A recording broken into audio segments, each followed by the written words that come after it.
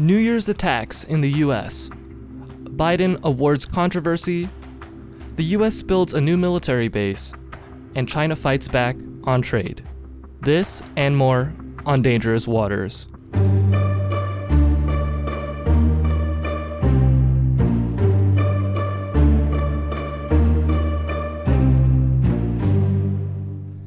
This is the Dangerous Waters podcast, where we dive deep into dangerous waters.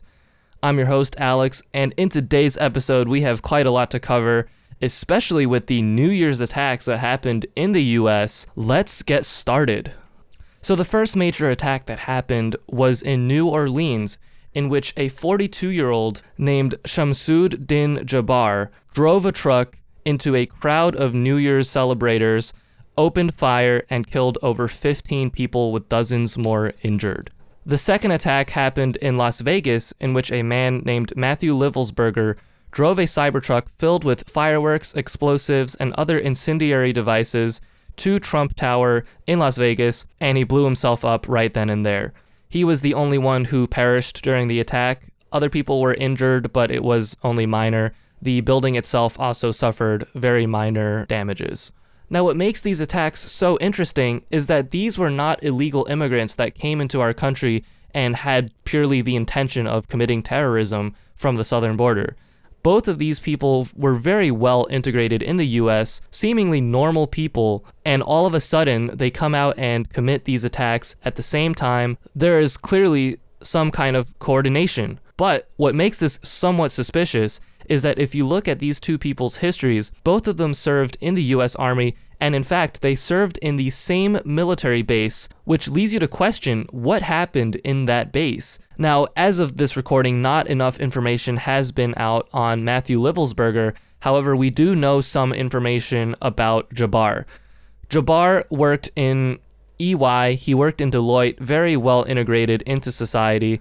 And so far, what we know is that he was recently divorced, and he also made a series of video recordings before he committed this act of terror. According to law enforcement officials, based on these recordings, he actually had plans to round up his family members and kill them. However, he decided against that because he had a dream which told him to join ISIS instead. So he joined ISIS, got radicalized by the group, and decided to commit this act in their name. He even put a flag of ISIS on the back of his truck as he was committing this act. Now, I don't want to allege anything directly, but there seems to be more than meets the eye.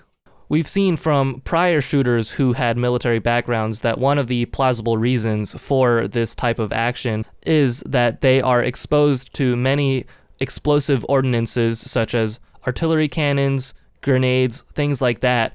And over time, as those explosions go off and the sound waves ripple through their brains, they cause micro tears that are unseeable by most modern machines while people are still alive. But once the brain gets dissected, you can actually see the tears in the brain, in the gray matter, that do affect people's state of mind. But these attacks seem to be different because of the suicidal nature as well as the timing of these events. It leads me to believe that there's some sort of coordination, whether that came from ISIS externally or if that came from someone at the military base who potentially worked for ISIS or potentially had some other agendas.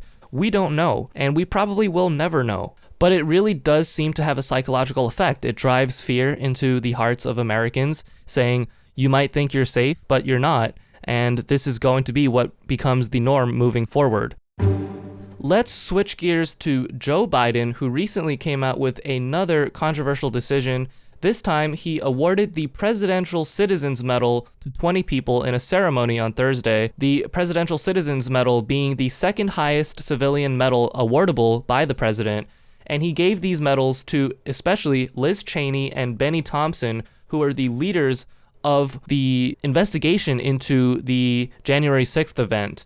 Clearly a controversial decision considering who's going to be entering office on January 20th. These actions, combined with Biden's decision to fly American flags at half-mast, including during Trump's inauguration because of Jimmy Carter's death, is quite telling. It seems to be a message that Biden and the Democrats do not want Trump to have a successful, smooth presidency. Instead, They want to show that we're still here, we will still be able to do things and get in your way. Despite these actions for now being largely symbolic, it does paint a picture of the mentality and the types of things that the Democrats will do while Trump is in office, most likely fighting him legally on everything that he does in order to stop his agenda.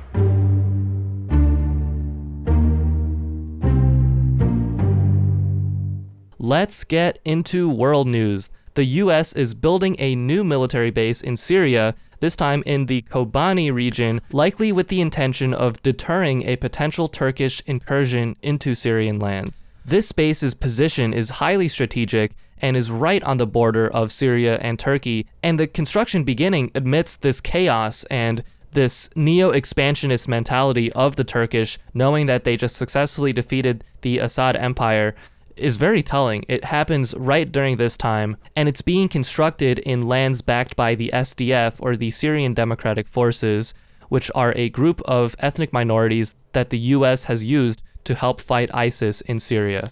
Now, the construction of the base happening right on the border of Syria and Turkey is highly symbolic, but also strategic. It shows the US is worried that Turkey might come in and invade the SDF-backed lands, which also includes around a third of the Syrian territory and includes all major US bases and US oil facilities and about 2,000 American troops. This comes at a time when Turkey, as well as Turkish-backed groups, have been launching drones and airstrikes into SDF-controlled lands, while the SDF has also responded by launching FPV drone strikes and other uses of anti-aircraft in retaliation. For our last story of the day, we have one coming in from China, in which China has effectively sanctioned 28 American companies. These include Raytheon, Boeing, Lockheed Martin, and others. And essentially, the meaning of this is that they want to stop potential exports of Chinese goods and materials to these American companies in an effort to help hinder the American military-industrial complex. However, if you look behind just the headline, it means a lot more, because this is in response to Trump's rising rhetoric on China about the trade war that's looming between the two countries. You're going to see a lot of back and forths in trading, in economic actions toward each other that are reminiscent of Trump's first term, in which he created a trade war on China, and he's going to continue this trade war in order to secure more favorable economic terms for the United States. China now has more tools to fight back with. In the first term, China was more benevolent and did not really respond much to these trade movements, but this time they have been fighting more for themselves, and they are going to create reciprocal moves, potentially even more powerful moves than what Trump is able to achieve. So we'll see how this plays out in Trump's next administration, but know this, at the end of the day, Trump is doing this in order to secure a trade deal with China. So if that can happen, all for the better. Let's hope that it does. Let's get into rapid fire news. From NPR, power is restored to nearly all of Puerto Rico after a major blackout.